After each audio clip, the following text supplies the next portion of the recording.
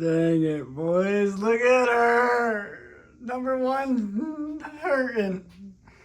I was going to play with the boys today over Red Rocks. I made it about halfway there, driving down the highway, and the buggy was laying on the bedside, and I forgot it was there. 75 mile an hour about is when I seen something blue in the rearview mirror tumbling behind me.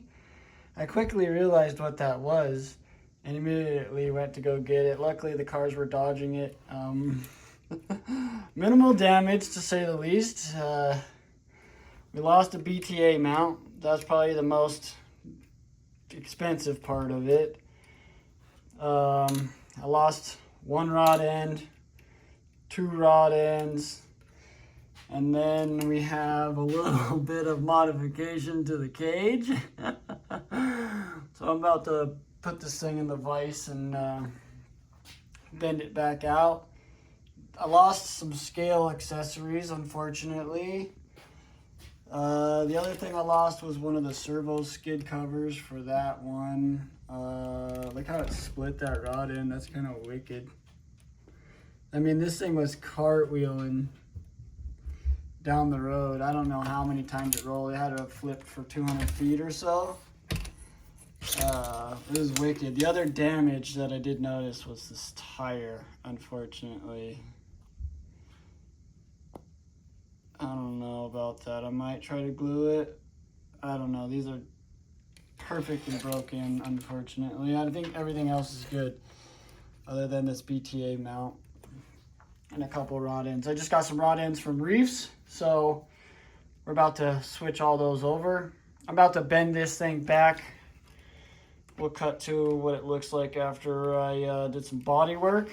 And then the other damage, I guess, is the panels lost the screws, and then I'm going to print some new ones. This one survived. This one took a little damage. Yeah, all in all, I mean, for falling off of the truck at doing 70 miles an hour, boys, look at the freaking cage. She's still straight.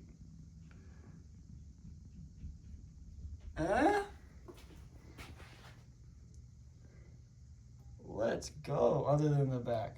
The back took a little hit. So, y'all want a Caliph cage, let me know. They're durably tested up to 70 mile an hour. One little bend back in the vise, boys, and look at, she's straight. You can't even tell. Let's go. She's still straight, boys. Let's go. Now we just got to go replace this BTA mount. I got a little something to show you about that. And a couple of rod ends. We'll be right back. Alright, I just got some of these rod ends installed on these links. They went together really nice. The one thing I did notice is when popping these pivot balls in, a little more pressure than these. It feels like these, I don't know if it's just because these are thicker or whatever. I think they're made out of a different material for sure.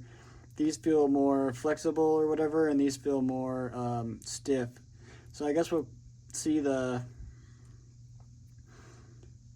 difference in performance maybe. But if you can tell, the Reefs is overall a little bit thicker everywhere as opposed to the OG Traxxas.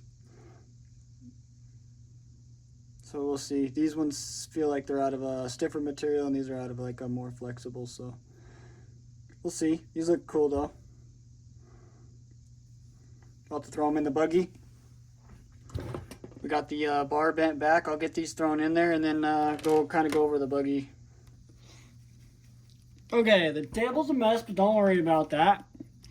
Pulled the BTA mount off. This must be one of the original ones because I have a new one right here. And if you can tell, she's way more girthier in this department right here. That's the only real difference that I've noticed between these two parts. And then I guess speaking of BTA mounts, I had noticed that and I did the exact same thing. We made it the exact same thickness. Isn't that crazy? I put this into the computer. I made a BTA mount myself. I just heard people messing them up. And then there's just a couple things I really wanted to change about it. I'll show you a little secret here. This is something I'm going to be producing. Picture this all in metal, using Traxxas or reef rod ends now. But the one thing that I did was the hole spacing for servos is just like too tight. So when I put the servo in, like the servo screws are like screwing up the threads in the axle because they're too close together. The servo's wider than the holes are. So I made it just a titch longer to fit all of the servos in there with plenty of room. And the other thing that I modified was how we pushed it back just a tiny bit to give you more servo wire clearance so that these things aren't just absolutely crammed up on there. So I'm going to be making these in aluminum, and then these will be in metal as well. PSC steering mount. I just want to have an option for us here in America, but that will all be coming soon.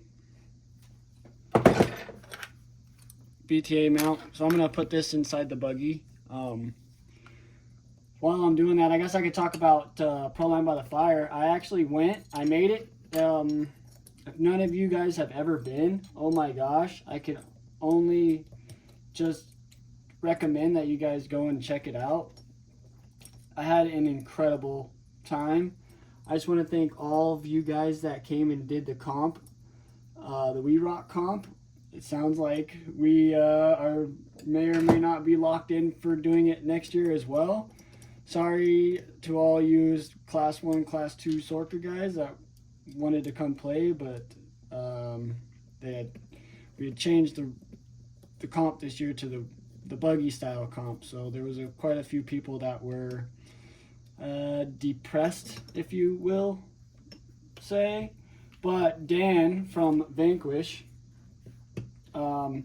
actually had a buggy rental service, and there was a whole bunch of people. See, this is what I'm talking about. This screw, I have to like force this thing over to make sure that this thing goes in tight, and I can still even feel it pressing against the mount.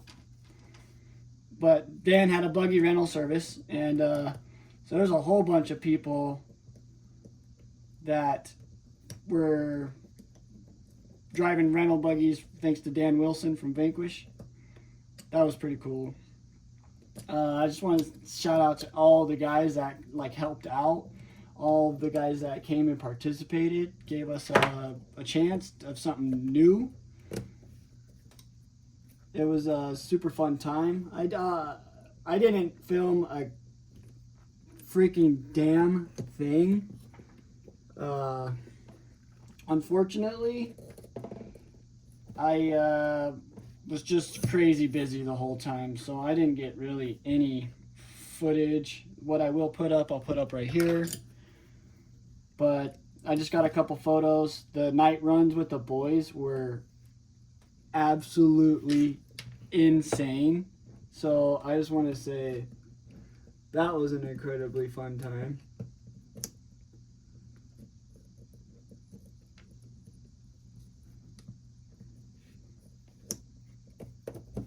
It looks like I might have a little bit more problems here than we thought. Hopefully that screw goes inside that diff. It looks like I lost that whole screw when this pulled out. Yeah, it pulled out the screw. Yeah, look, there's some threads right there. Plastic threads. Dang it. I hope that goes back in there. That's one thing I was thinking about adding, was another mounting point for the BTA, because there's just those two little points that secure it in there. But anyway, Proline by the Fire was absolutely incredible. If you've never been, highly recommend it. Highly recommend it. The The only time I really drove, actually, the only time I drove was at night for the night runs. And man, couldn't have had like a better time. It was probably one of the best times that I've ever had in RC in a long time. No joke. I guess I should loosen these real quick. Drop the diff. But they had tons of trails. I think there was seven trails put on by 7 different clubs. Shout out Bombtown. The Bombtown boys were out there, and so was the High Desert RC guys. Both really cool group of dudes. Bombtown boys have participated in some of the Colorado adventures, so that was pretty cool to see those guys again. Oh, dude, it bent that screw. That's nuts. Okay, so this screw is no longer any good. They had one of the hardest trails, if not the hardest trail, the Bombtown boys. I went and ran, I made it to like gate 25 before I found Logan, West Desert Wheeler in them. And we were doing a little bit of buggy stuff. And then the next night was probably the best night. Saturday night. I forgot their name. I'll put it up. Valley Boys RC, I believe. That was a fun group of dudes. We had the 2000s banger music all night long. The playlist was fire. The people were fire. It was a buggy night run.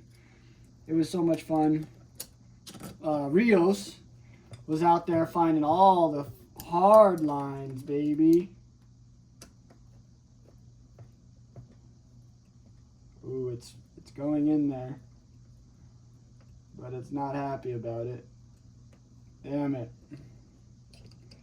That's one of the ones I'm pretty sure, yeah, that goes into the bearing retainer. I might have to pull this whole diff apart real quick and replace that. I think I have another set of retainers around here somewhere.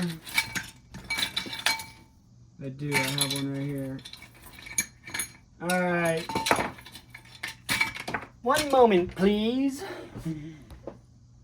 Alright, boys, the damage was a little greater than I thought. We were missing some teeth in this bad boy. She turns a little bit and then no more turn. Locks up. If you get the gears to match right up, it'll work again and go the other way. But RS 700, toast. The other thing that I noticed while I was messing around, I don't know if you can see this, but looks like the motor mount took a hit, pulled some threads out of the bottom here. Yeah, you can see it kind of wiggling. Seems like it might hold, but I'm just going to replace this anyway. Also, I've developed a little bit of a click in the trans, so I kind of wanted to pull that apart together, and we'll both kind of see the inside of this for the first time in like 6 months. So kind of curious to see how the 3D printed, oh, that's tight.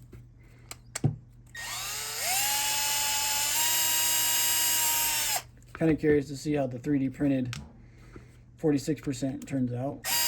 It's been in there a long time now at this point. Just trying to kind of show you guys how easy it is to like work on these twins. Take those bolts out. My table's an absolute mess. I don't know. We may or may not make the other build. But if you tilt it up like this and then lift it up, majority of the time, all your gears will stay in there perfectly fine. But since the output shaft has a hole in it, sometimes it doesn't like to come through the bearings because you wallow it out with the pin. But anyway, boom. Transmission is now back together. And then here we go. Pull this top gear out. Everything's so crazy. Wipe your hand on your pant leg. Pull this bad boy out. You can see some wear on it, but I don't know if that's just the grease or what. I do have to pull all these gears out eventually and replace the motor mount, but let's see.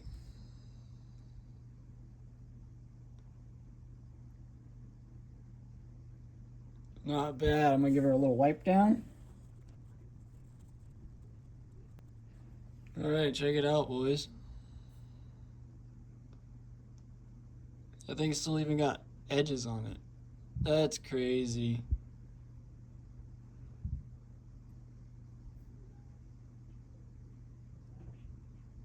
Huh. Looks perfectly fine still. That's crazy. I was debating on putting a metal one in, but dude, since these work so good, I think I'm just gonna keep testing the limits on this 46%. I've had a buddy actually break the where is it at? The 6% in the plastic. He sheared off a couple of the ears, so that was kind of cool. It took him quite a while to do it. He said he was in a real good bind, so he has a metal one in there now. I would probably recommend just using this one instead of the plastic version, but I don't know. I'm really stoked with the performance this does to give me. We'll see. One moment, please. There we go. That's one little transmission back together.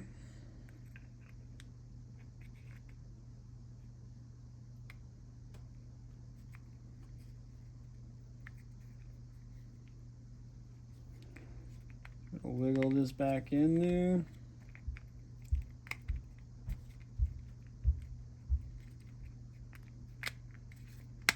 Boom. Trans is now complete. Alright, she's all back together, boys. I just got to print a new exhaust manifold to put the turbo back on.